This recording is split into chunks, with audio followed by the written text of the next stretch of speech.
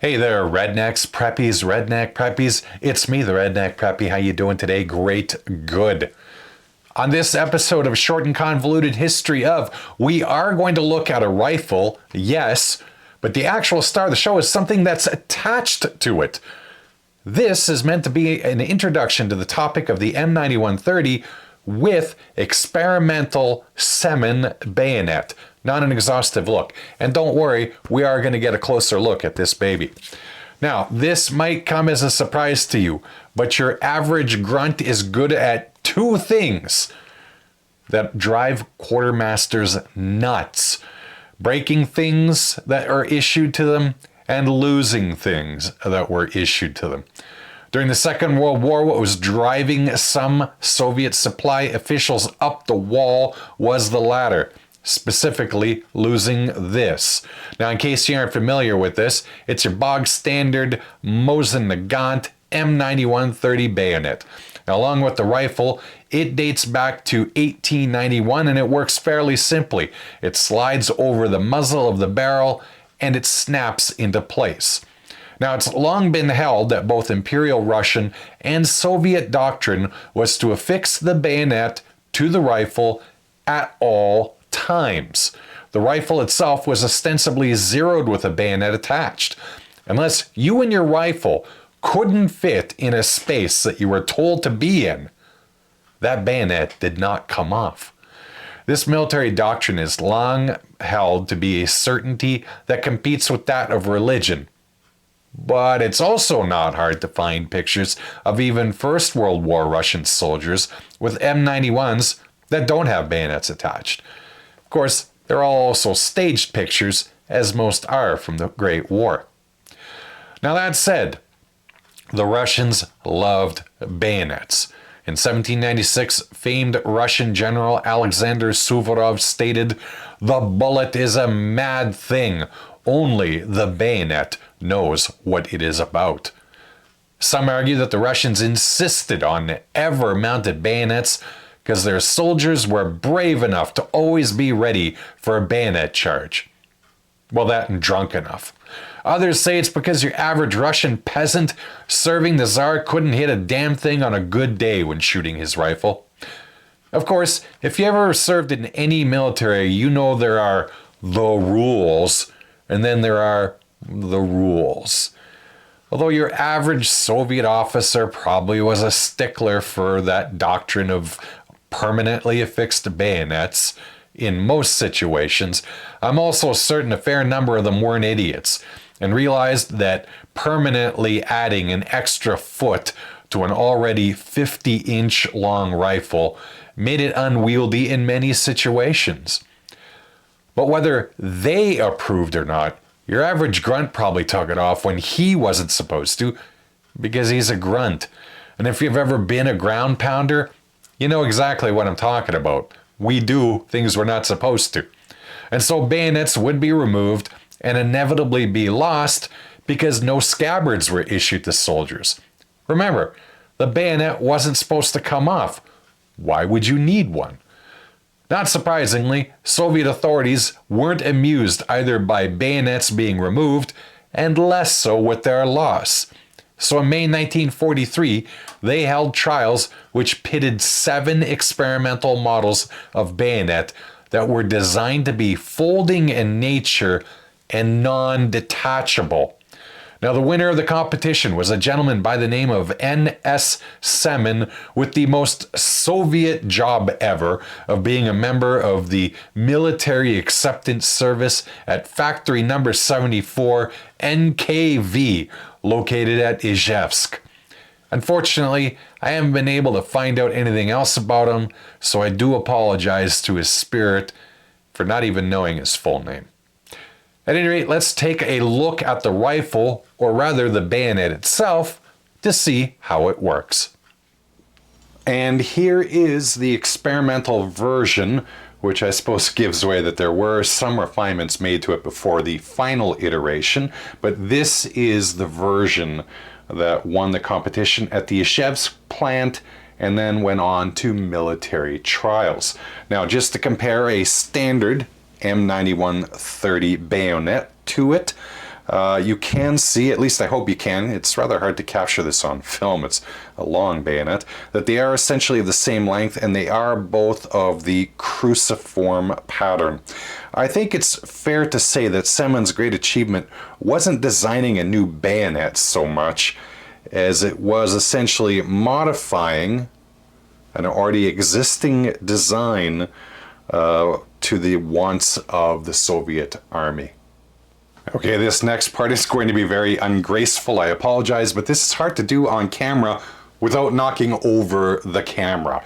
Now, I'm going to show you how it works. Basically, there are two lugs. There's one on each side. You might be able to see this one. I'll put a picture on if you can't. And you want to pull this down to disengage, and this is spring-loaded. And you just basically swing it out. I'm just going to move it.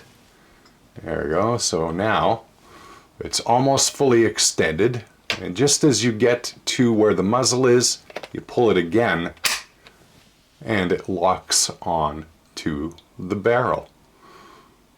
And there you go. Now you know how to do it. And to return it, of course, you just do everything in reverse, and it just locks into place.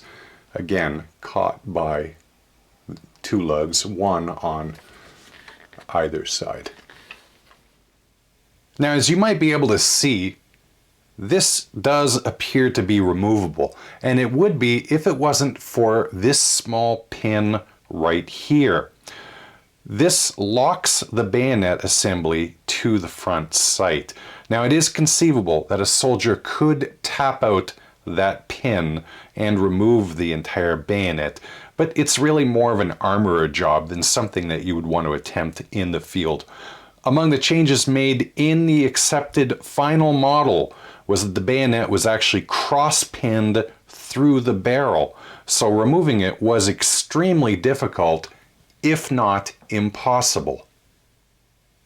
And here are those locking lugs in the rear that I was referring to that lock the bayonet back when it's not in use. On the accepted final model, there are two locking lugs that go forward, which mirror in style, shape, and size the ones that are in the rear. And those were put there to further secure the bayonet when it was forward from being bent up or down when in use.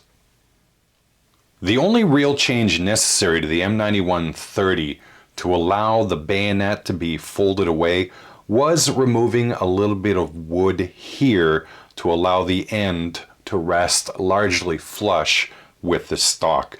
Now, this was done a couple of different ways, ranging from some wood just being scraped away to actual notches being put in. You will find some variety in the way that this was accomplished. Remember, these rifles were being used for military trials, so there wasn't really a standardized way at that point of allowing the bayonet to be folded away. That would come a little bit later. As I said, it is the same length as the standard and removable M9130 bayonet, but it is a little bit longer than the one that was ultimately accepted as the standard and final Semin bayonet. Admittedly, not much to it, but it served its purpose. It was easy to use, could stand up to the rigors of war, and not to mention the hands of grunts, and fulfilled the function of always having a bayonet with a rifle. Now, from what the research of Soviet archives has indicated, the bayonet was accepted in June 1943 after successful military field trials, and the initial plan was to mate it and the M38, which did not have a bayonet. According to Alexander Yushchenko, the Soviets ordered 45,000 of those carbines with the new bayonet from October to December of 1943. By the second month of production of the carbines, however, Soviet authorities decided to expand the program and include the 9130 and placed an initial order of 5,000 of those rifles in December 1943, though I've seen sources that state the orders actually began in November. And they continued production of the 9130s with the bayonet until January 1944. Now, at this point, you might be a bit confused. you know there was a commonly issued Mosin-Nagant rifle with folding bayonets, the M44, a carbine that was based on the M38. Where is the 9130 and its folding bayonet? Well, it's that very M44 which explains why there aren't many 9130s with Semin's bayonet. Realizing that the M44 would soon be coming off the production line in numbers, the Soviets decided to shelve the idea of Semin's bayonet on the older model. Production was essentially ended of the 9130, and in February 1944, the M44 started to be issued to soldiers as a complete replacement, though my research indicates that it didn't see serious issue until late 1944.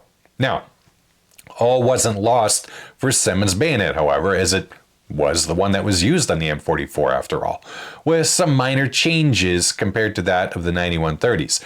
Those changes that I mentioned earlier in the close-up look at the bayonet. Over 7 million of the M44 carbines were produced, all of them with Semin's bayonet. Of course, outside of patriotism, I doubt numbers mattered to Semin much, since he probably just got a handshake for all of his invention's success. Now, how many of the 9130 with the folding bayonet were produced is the subject of some minor debate. The most commonly accepted figure is about 19,500 rifles, though I have seen numbers as high as 21,500. Either way, not a lot were produced. The 9130 with Semin's bayonet did see some combat, which likely reduced their surviving numbers, and whatever remained at the end of the war was thrown into a storage bin somewhere as the SKS-45 and the AK-47 began rolling out. Which brings me to this rifle.